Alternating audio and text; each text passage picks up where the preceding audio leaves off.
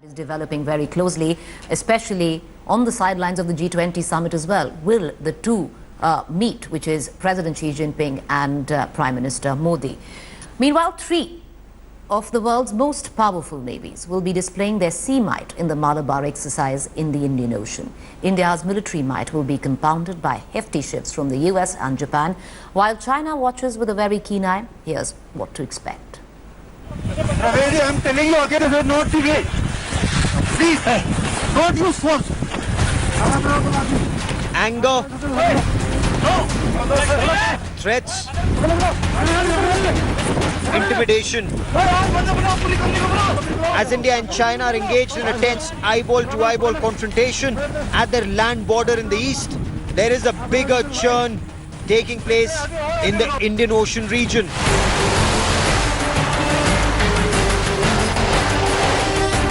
Four days from now, China will watch from the sidelines as the region's most significant military drill begins in the Bay of Bengal.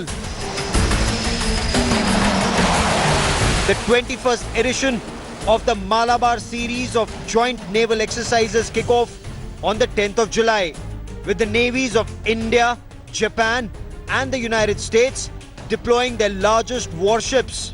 China has no part in this exercise except to snoop on the enormously symbolic exercise whose chief message appears pointed directly at Beijing. Washington describes the exercise as a series of complex high-end war-fighting exercises conducted to advance multinational maritime relationship and mutual security issues. It is no coincidence that one of the overarching regional ties that bind India, the US and Japan is adversarial suspicion of China's long-term intentions. No one to sit back and let the sea be churned in its intended backyard. China has sent a surveillance ship, the Haiwang Xiang, to keep tabs on the Malabar exercises. As India Today reported earlier this week, a Chinese submarine has also been probing the Indian Ocean, likely lurking for more data as the world's most advanced warships enter the area for the India-led exercise. The formidable heavy hitters at the Malabar exercise include the US Navy's flagship nuclear-powered aircraft carrier, the USS Nimitz, the guided missile cruiser, USS Princeton, the guided missile destroyers, USS Harvard, Shoup and Kidd, the PA-8 Poseidon aircraft and a Los Angeles-class fast-attack submarine. A total of 15 warships, 2 submarines and scores of fighter jets, surveillance aircraft and helicopters are expected to take part in the exercise. The Indian Navy will be fielding its biggest ship, the aircraft carrier INS Vikramaditya, for the first time in a military exercise.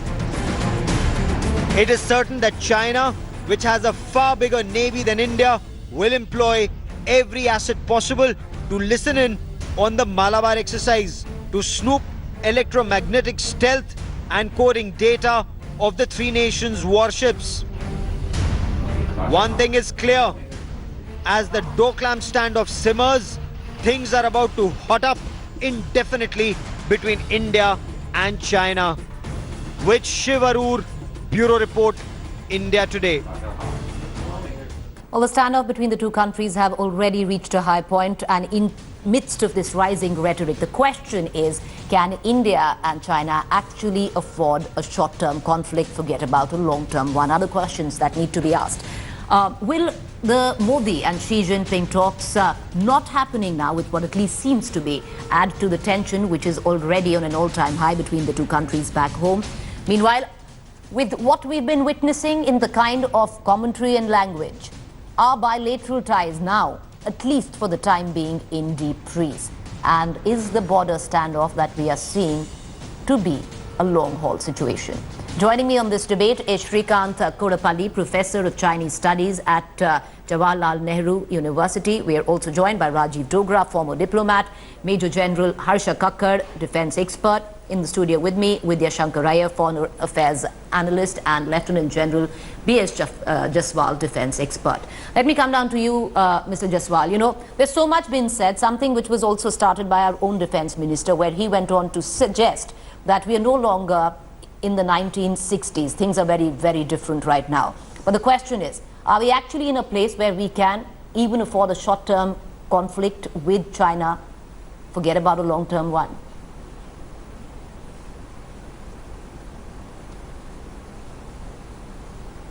As a matter of fact, let me assure you that the kinetic option by China is very, very unlikely to be exercised. The only actions which it can take on ground is either nibbling or posturing or occupation of certain disputed areas which are not held by us. Otherwise, as far as the troop to ground ratio is concerned, he may have 3 times our army, etc. But what he requires out there to capture our areas requires 1:12. All right. Absolutely right. That the attrition ratio will be so high that they better remember 67, not 62. All right. You know, General Jaswal, I want to bring in Vidya here. You know, Vidya, there is talk about this, that we are no longer what we were, in the 60s. Why do you reckon that we're just not prepared for any sort of conflict right now, and diplomacy should be the only way forward? Well, the best thing in India's interest is that we don't have a conflict, either short-term or long-term, with China. The reasons are simple. The timing is entirely wrong as far as the Indians are concerned. Consider this for a moment. We've just rolled out the GST on the 1st of July. We're looking at the economy growing. We're talking about a 7.1% GDP growth despite the problems of demonetization. India is reaching out to the world in an unprecedented fashion. Prime Minister Modi gets a reassurance from President Trump in the US that things are all right in South Asia and the relations between India and the US. Now, you want to go past this by having a conflict that you cannot control between India and China, whether it is locally or whether it's in a larger framework. But think about it also. We are talking about nuclear weapons on both sides, the Chinese side and the Indian side, which are not helping you at all whatsoever. You're talking about the Chinese submarines and ships moving into the Indian Ocean, but you also have your own joint exercises with the US and Japan there. So what you're doing is actually moving one pawn and finding the Chinese move another pawn. Why did they pick Bhutan? Because the pacts between India and China on border skirmishes wouldn't apply there directly to Bhutan. They apply certainly to the areas that are relevant to India and China bilaterally. Therefore, this would not be a great time at all. And consider another thing.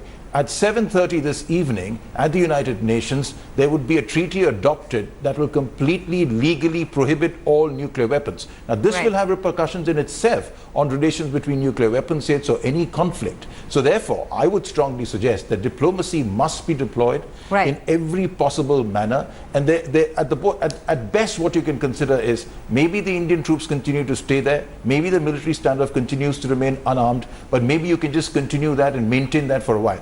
But do not raise the rhetoric or the temperature of this conflict any further, forcing the hand of either the Indian Prime Minister or the Chinese President to consider any other military ways of resolving this conflict. We can either live with the problem for a while, wait it out and see how things develop, or we certainly don't have the choice of pushing the military button in any way. All right, let me go across to Shrikant Kodapalli, Professor of Chinese Study at the JNU. You know, Mr. Kodapalli, at this point of time, with what we're seeing where the Malabar exercise is concerned, you know, display of military might, military muscle, with what we're seeing China conducting high altitude exercises, how do you actually pave the way of diplomacy here, where both countries can actually save face and walk away with a fair bit of self-respect, where they are not perceived to be one backing out before the other?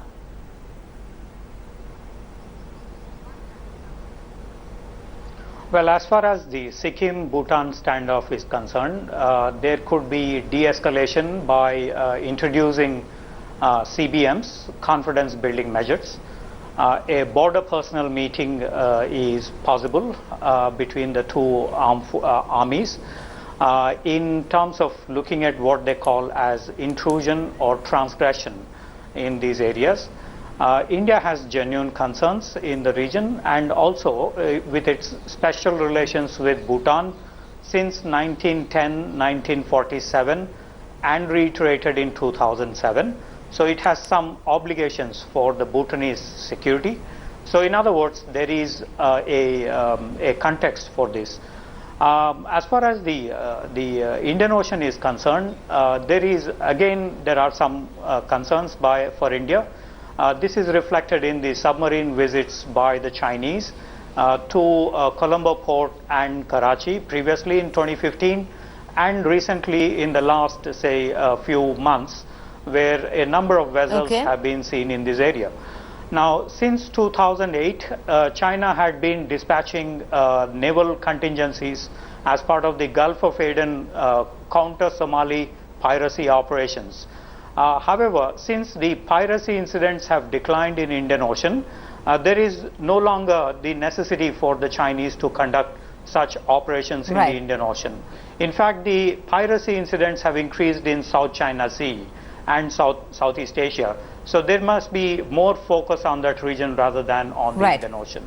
So in other words, there are concerns which have to be addressed by both sides. All right, Mr. Dobra, do you want to come in as a former diplomat? You know, with the rhetoric has never been this strong. How do you actually maneuver diplomatically in this situation where at least India, which has taken a firm stand, is not blinking, can dial down the situation right now, dial down the kind of the rhetoric that is going on, and walk away from this situation with a fair bit of self-respect considered, and so does China? What is the way out from here?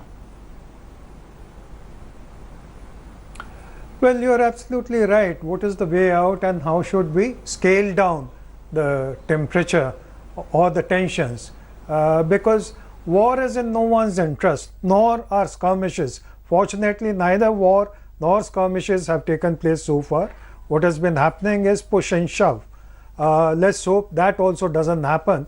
But the fact of the life is that there have been nearly 200 incursions by Chinese which have been recorded this year. That means one incursion every day.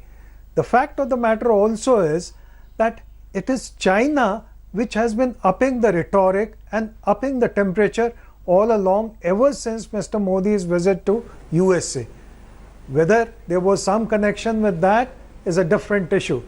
But I think we need to also realize that we cannot keep on blaming ourselves for every mistake made by China. Right. So you talked of self-respect. A self-respecting country should also stand up for its rights. And there is a limit to how much India can be pushed back.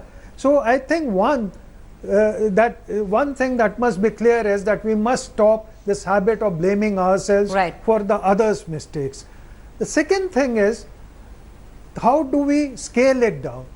Now, as I said earlier, we have an extremely capable ambassador in China who's wise, who's experienced, and who's at the job. Besides him, there is also the mechanism of the two armed forces talking to each other at some border point. And India has already made a request. One meeting has been held. Beyond that, there are also the mechanism at the Foreign Secretary and NSA level. That can also be initiated, and hopefully there will be some solution found. All right, gentlemen, well, that's all the time I have for. I'm afraid we're going to wrap up this edition of News. Thank you for joining us this morning.